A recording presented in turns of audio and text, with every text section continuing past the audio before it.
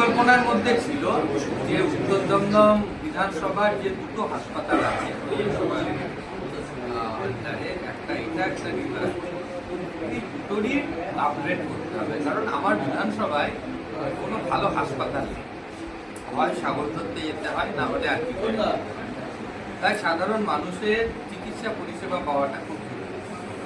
আজকে আমি ম্যাডামের সাথে কথা বললাম যাতে, এবং আমি একটা পরিকল্পনা দিতে বলেছি যাতে সার্বিকভাবে, মানে একটা দুটো প্রবলেম মানুষের ওইভাবে ঠিক আমি কাজ করতে অভ্যস্ত, সার্বিকভাবে কিভাবে হাসপাতালটা আপগ্রেড করা যায়, হাসপাতালের পরিষেবা উন্নত করা যায়, পরিষেবা বাড়ানো যায়, বেডের সংখ্যা যদি বাড়ানোর কোনো স্কোপ থাকে, তো সব মিলিয়ে একটা যদি একটা প্রপোজাল পাওয়া যায় তাহলে সেটা আমি যথাস্থানে সেটা দিয়ে সেটা যাতে পাওয়া যায়।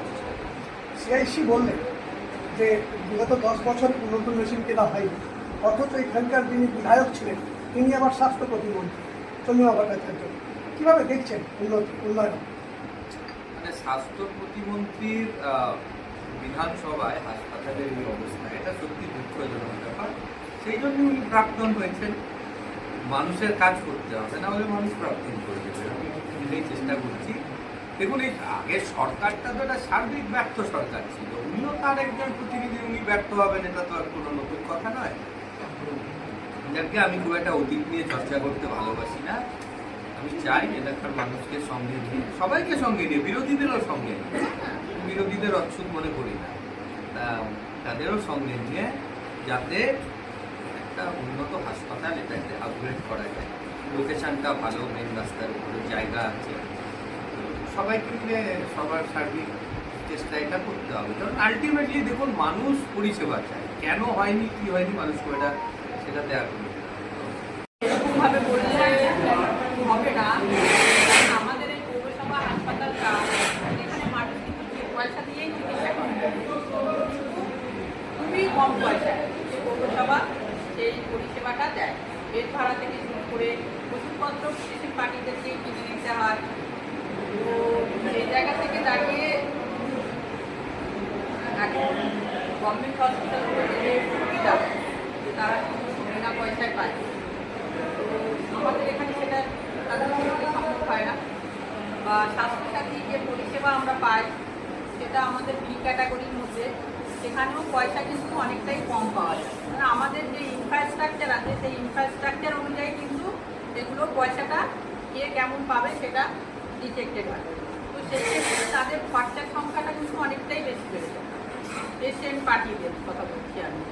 তো এখানে রেখে সবসময় চিকিৎসা করাতে পারেন না, এমার্জেন্সিতে তারা নিয়ে আসে, ভর্তি হন, কিন্তু ধরুন 50% পেশেন্ট তাদের এই মানে আর্থিক দুরবস্থার জন্য তারা কিন্তু এখানে চিকিৎসা করাতে পারে না।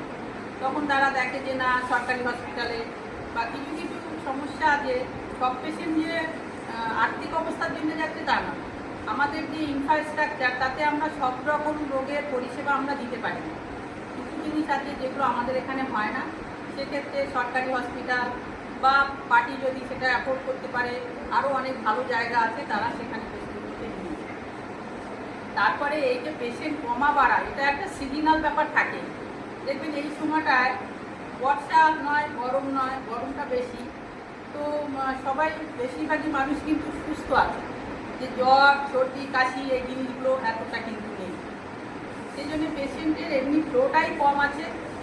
আর যারা এখানে আসে সবাইকে ভর্তি হতে পারে তেমন নয়, তাদের অসুবিধা থাকার কারণে।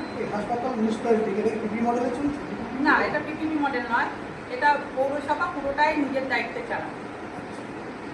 আর এখানে সরকারিভাবে আমরা স্বাস্থ্য দপ্তর থেকে সাহায্য পাই, স্বাস্থ্য দপ্তর থেকে আমরা কিছু পাই না, কিন্তু কিছু কিছু জিনিস যেগুলো পরে পরে এগুলো হয়েছে, ধরুন আমাদের অ্যান্টি র্যাবিক ভ্যাকসিন চলে, এটা আমাদের গভর্নমেন্ট থেকে, সেটা আগে আমার যে সুপার ছিলেন, এর আগে ছিলেন মৌহাদি ছিলেন, ওনারা এটা ব্যবস্থা করে গেছেন। এটা গভর্নমেন্ট থেকে আমরা মানুষকে বিনা পয়সাতেই দিতে পারি। স্বাগতম আমাদের মিউনিসিপ্যালিটিতে। এটা একটা খুব ভালো গেস্টার। আজকে উনি এসছেন এখানে ফল বিতরণ করতে। খবর আমরা পেয়ে আমি আমার সাথে আমরা দুজন এসে পৌঁছেছি এবং আমাদের সাথে কথাবার্তা হলো। উনি বললেন আগামী দিন এটাকে যাতে আরও ভালো করা যায় দেখবেন। আর মেশিনারি নিয়ে যেটা কথা 14 সাল থেকে যে মেশিন চলছে ওগুলো তো এখনো রানিং স্টেজে আছে, কোনোটা বসে গেছে তা না।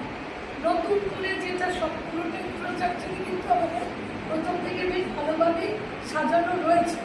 আর পেশেন্ট তো যেমন আসে যায় ওইভাবেই হয়, কিন্তু আরও উনি যদি দায়িত্ব নিয়ে আরও বেশিভাবে নিশ্চয়ই হবে। পৌরসভার একটা হাসপাতাল সবাই পরিষেবা পাবে, সবাই ভালোভাবে থাকবে, আমরা তো তাই চাই। আপনি নাম লোকামুলা দত্ত চৌধুরী, উপপৌর প্রধান, থ্যাংক ইউ। হাসপাতালটা তৈরি হয় 2015 থেকে 2020 পর্যন্ত আমি স্বাস্থ্য দপ্তরে দায়িত্বে ছিলাম।